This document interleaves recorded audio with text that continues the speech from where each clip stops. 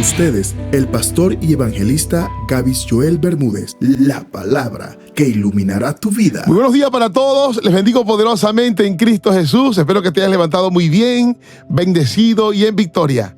Te saluda tu pastor y evangelista Gavis Joel Bermúdez y agradezco a Dios por la bonita oportunidad que me da nuevamente de poder dirigirme a ti y extenderte las buenas nuevas de salvación. Sin más preámbulo, vamos a entrar en materia y le pedimos la dirección al Espíritu Santo para que nos permita recibir sus palabras con mansedumbre, guardarlas en nuestro corazón y posteriormente ponerlas por obras. En el nombre poderoso de Jesús, amén y amén. Primer libro de Reyes, capítulo 2, verso 4. Para que confirme Jehová la palabra que me habló, diciendo: si tus hijos guardaren mi camino, andando delante de mí con verdad, de todo su corazón y de toda su alma, jamás, dice, faltará a ti varón en el trono de Israel.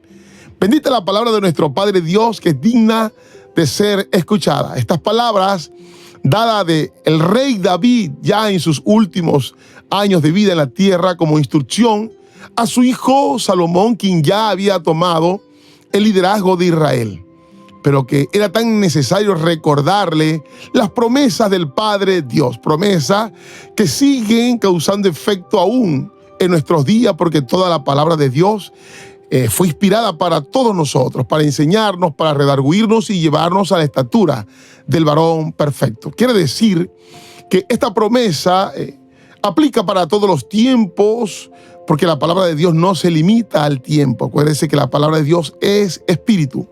Vemos cómo esta promesa nos está mostrando los principios de Dios, principios de reino. Para aquellos que a lo mejor tienen una idea, una imagen diferente de Dios, este pasaje nos está hablando que hay muchas bendiciones que llegarán a nuestra vida de manera condicional. El Señor siempre ha dicho que Él hace separación entre los buenos y los malos. Y ahora que estamos, de hecho, leyendo los proverbios, nos muestra una clara imagen y un contraste entre las personas buenas y las personas malas. De hecho, hay múltiples versos que el Señor nos enseña que ser obediente, que caminar en rectitud, siempre será bien visto por el Padre, y esto traerá múltiples bendiciones para nuestras vidas. Pero a mí me llama mucho la atención que el Señor dice a David, y luego David le menciona las mismas palabras a Salomón, que es necesario guardar muy bien el camino de Dios. Y de hecho, haciendo nuevamente el contraste entre los buenos y los malos, los desobedientes, los insensatos y los obedientes, la misma palabra del Señor nos habla sobre esto cuando habla que hubieron unos que tomaron el camino de Caín, o sea, el camino de la desobediencia, de la falta de fe, de la maldad, de la injusticia.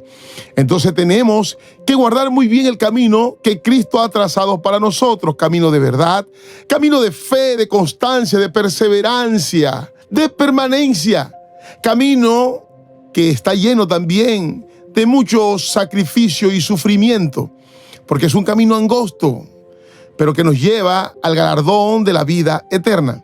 Pero note que luego dice, andando delante de mí con verdad. O sea que nuestra actitud no es estar a la espalda de Dios, escondidos, distraídos, porque fácilmente podemos desviarnos del camino de vida. Ahora nos dice no solamente que debemos estar delante de Él, sino también en verdad. Aunque estas palabras pareciesen ser muy claras, cuesta mucho, más cuando se está en pecado, poder entender la esencia y el fundamento de esto. Porque hay muchas personas por allí que dicen, yo ando en el camino de Dios, y ni siquiera saben lo que están diciendo, ni siquiera alcanzan a ver la dimensión de lo que significa estar delante de Dios, y más en verdad. Porque hay muchas personas que están en pecado y ni siquiera ellos reconocen eso.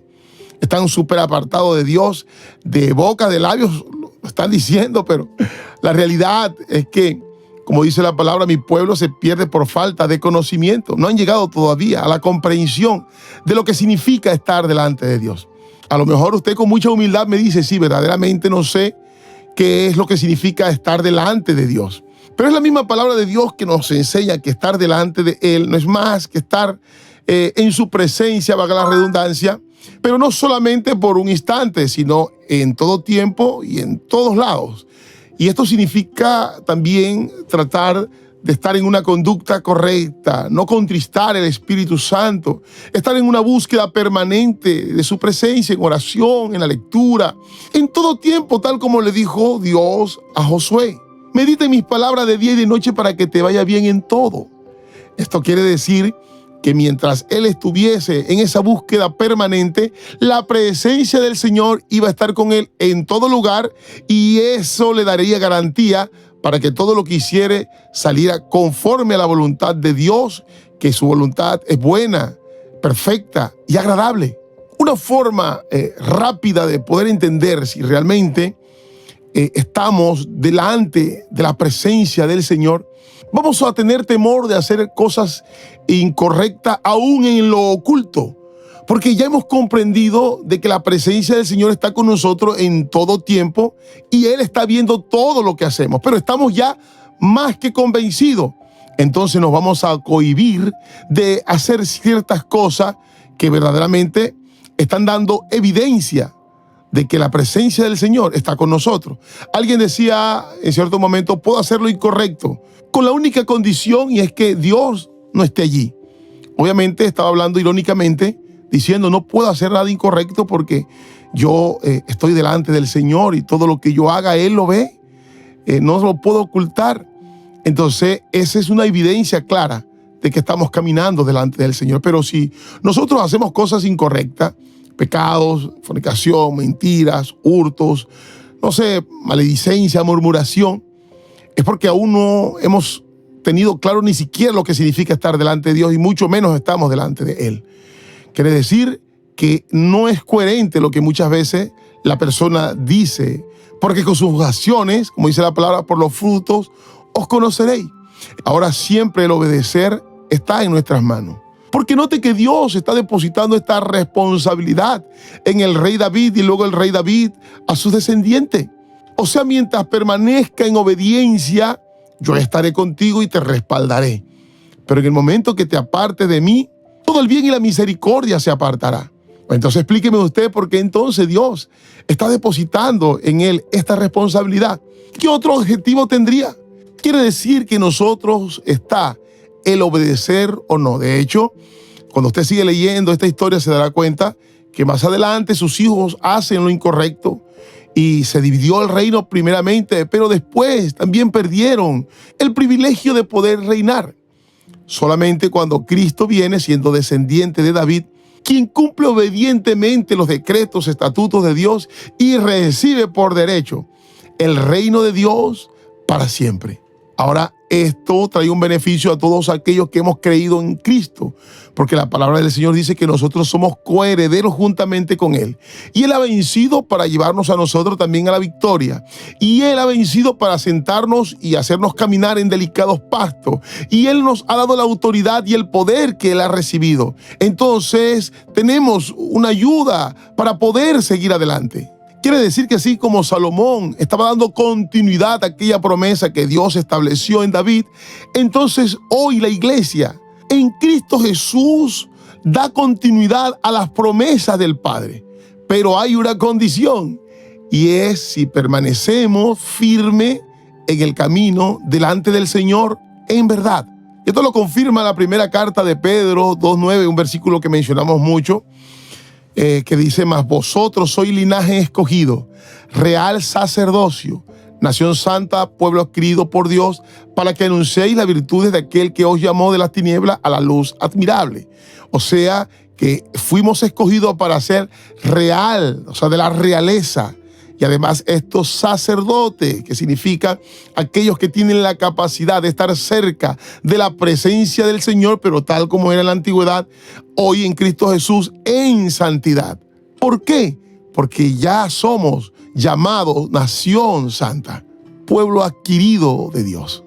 Y el segundo libro de Samuel, hablando sobre esta misma promesa que Dios entregó a David y que lo habla el primer libro de Reyes, aquí lo amplifica un poco más, porque dice el capítulo 7, verso 13, Él edificará casa en mi nombre, está hablando de Jesús, y yo afirmaré para siempre el trono de su reino. Hoy nosotros somos templo, casa del Espíritu Santo, siempre y cuando estemos caminando limpiamente, en obediencia, en santidad, delante de Dios. Pero note algo, ya aquí el Señor nos está diciendo, yo iré delante de ustedes. O sea que nosotros vamos a caminar delante de Dios, pero para poder cumplir esa tarea, Cristo ha vencido y ahora va delante de nosotros para ayudarnos.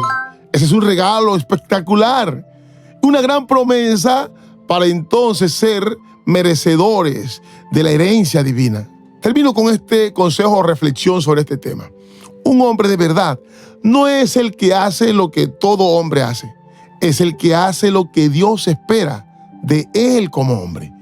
Dios está esperando que nosotros en Cristo Jesús seamos personas diferentes, que seamos esforzados, valientes, que cuidemos el templo del Espíritu Santo.